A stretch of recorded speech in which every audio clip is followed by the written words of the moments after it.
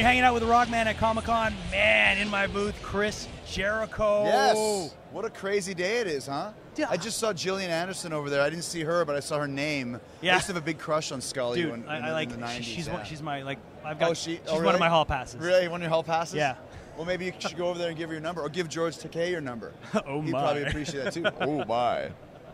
So, how do you like Montreal? Is it your first time here? Oh, dude, come on, You man. played here many times, right? I've been here 20 times over the years, man. Gotten in a lot of trouble in Montreal. It's a great city. So you like it here?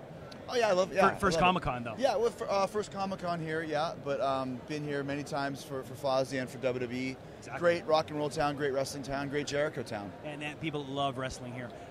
For you, you're on tour with Saxon right now. Yes. I mean, classic. What's that like?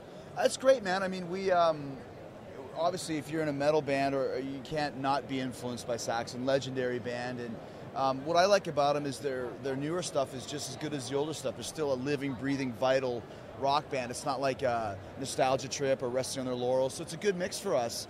You know, and a little bit of a different demographic. So there's a lot of Fozzy fans that might not know Saxon, a lot of Saxon fans that might not know Fozzy. So at the end of the night, you're making new fans, and that's the idea. So first couple shows, the tour just started in New York last few days. We did New York City last night, which was amazing.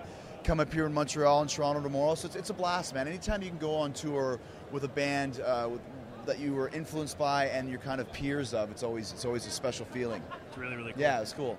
Now, I sent a message to my buddy. He said, I'm going to get Chris Jericho. He goes, you got to ask him about Axl. Did something happen with you and Axl recently? No, nothing happened. It's just... You interviewed him or something? Yeah, I was on Eddie Trunk's show, who's a big rock guy in New York City, and we were talking about Guns N' Roses, and Axl just called in. It was about 6 years ago, right before Chinese Democracy came out. They were rehearsing for Chinese Democracy, and Eddie's just like, well, you should come to the studio. And we're like, yeah, whatever. So 20 minutes later, in comes Axl Rose into the studio, and we had a talk for about 4.5 hours on the radio, just talking about music and metal and Wasp and Maiden and Priest, and it was just really cool. It was like, you know what, once kind of it's like when you meet anybody, what I've learned is most of the guys that are super huge in their field are always cool. It's the guys in the middle of their dicks. Exactly. It's the guys in the middle of their dicks. And Axl, once the wall went down of, oh my God, it's Axl Rose, was the coolest dude. It doesn't surprise me. So sweet, Yeah. so nice. And anybody who talks about him, I didn't see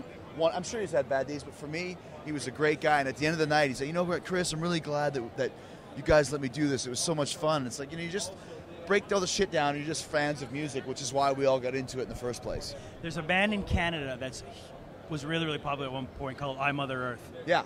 You look so much like the singer Edwin. You guys totally. So I'm going to change and go, hey, I'm here with Edwin from I Mother Earth. No, people would believe me. You guys look like twins. Yeah, I had the. Have you had that before? I had the record. I never actually seen Edwin looking like me. I saw him back in the '90s. No.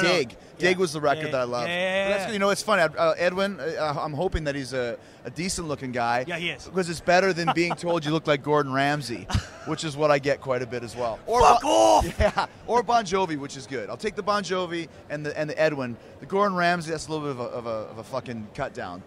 Thank you, Montreal. The spirit of rock.